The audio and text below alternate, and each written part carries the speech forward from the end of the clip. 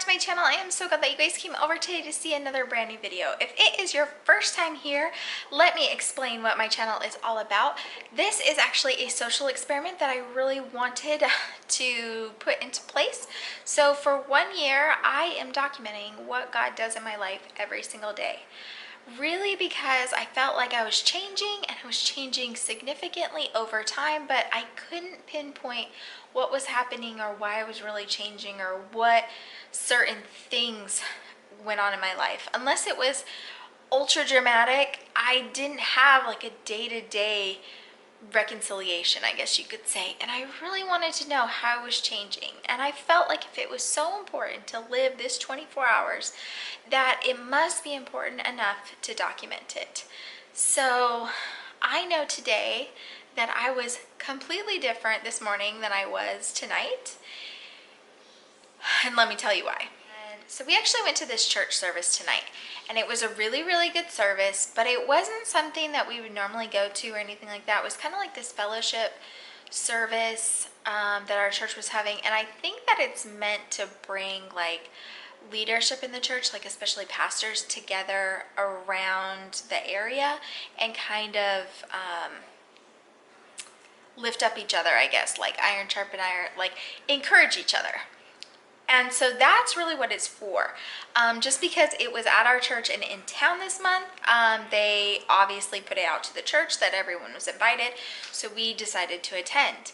It was a really cool service because it's interesting to be in a service with a bunch of like pastors and people that are just like passionate about the Bible and Christ and just their walk with the Lord, and to hear them talk, like they're definitely more vocal than like a regular church service. So interestingly enough, because I live in the South, this kind of service was definitely different.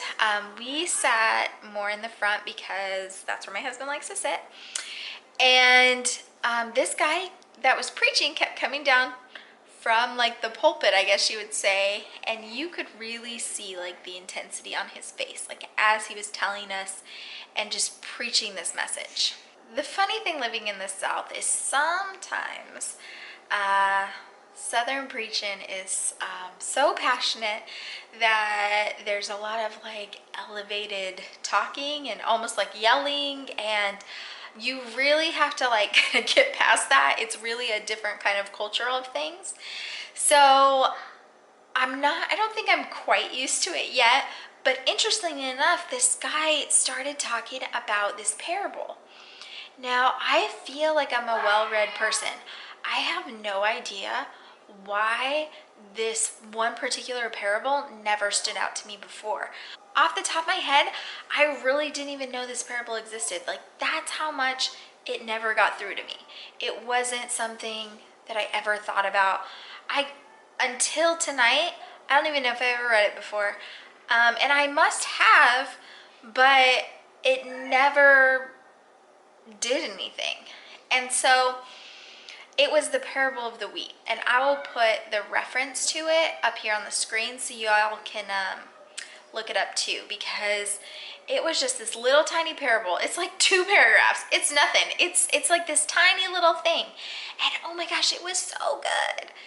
He was talking about in this parable that kind of like what would happen was they would plant the wheat, and then when everybody was asleep, somebody would come in and like plant like weeds, I guess you would say. They called them like tugs or something like that. Now, I am no theologian. I could be getting this kind of wrong, so definitely look it up for yourself. But his take on it was what was so great to me. And so in this field of wheat, these, I guess, the enemy people came in and put all these weeds in among the wheat. So then when they harvested the wheat, they would have to like separate it basically. And interestingly enough, these weeds, you could say, and the wheat were really hard to tell apart. And you could really tell the difference between the wheat and the tugs, or what they would call, or weeds. And you could tell because the wheat kind of fell, like the fruit on the top of the wheat fell and had some weight to it, and it almost like bowed. which was kind of an interesting thing in itself. So this gentleman really equated the fact that the wheat and the ties, or the weeds, were really hard to separate, that they were all in the wheat field. It was hard to tell the difference, and they got put there while somebody was asleep on the job, basically. And I feel like that's kind of what I've been going through for a while. I feel like I've been changing, I've been growing, and I've been expressing myself, and everybody kind of looks at it like, cool, you know, like whatever, all right. And you're looking at it like either they're still asleep and they don't know what's going on, and look like they would be wheat in the field, the people I'm interacting with. But really, when I look farther, like I see no fruit, nothing. I don't see the depth in people that I have been looking for. I see that people are just looking at religion like it's just this like Disney fairy tale, that like everything's all right and everything's going to be great, and just because you have salvation doesn't mean you have to live a certain way. Or I see that people are going through the motions, but you never see any fruit coming from what they're doing. And really in particular, I see lots of people saying they care so much, but really not living that out and acting that out. And I was super disturbed by all of this. As we were sitting there tonight, I felt like it was God reassuring me, like telling me that I was not crazy because of the things I was thinking, the things that I was saying, and the fruit that I was trying to bear. I felt like he was telling me, hey, like you're getting it, it's okay. And that some churches and some people are asleep, and we're going to encounter that.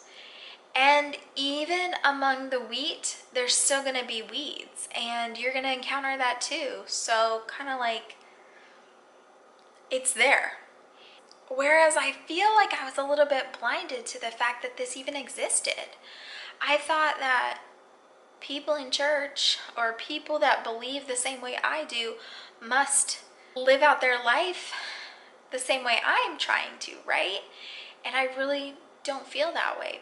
People have told me lately that a lot of the things I do are just like extra, that they're just a gift, that it's not like a normal thing. And I really think that it's a normal thing to care for your fellow neighbor, to care for your fellow person. And if we're all going to be in eternity together, and we're all connected, and we're all one body, then why are we not caring for each other?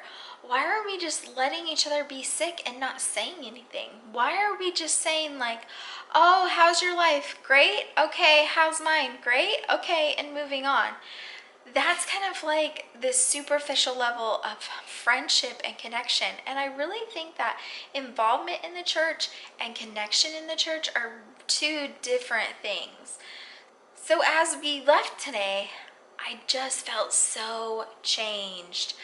I felt like it was God validating something that had been stirring in my heart for so long, that Jesus talked about it, that it is real and it is there, and that we have to be the wheat. We cannot be the weeds among the wheat. And they will know us by our fruit. And I am really hoping that one day I can live that out, and that you will know me by my fruit. You will know me and look at me and not think of me as me. You will see a difference. You will see the love that God has for you and for everyone else in this world.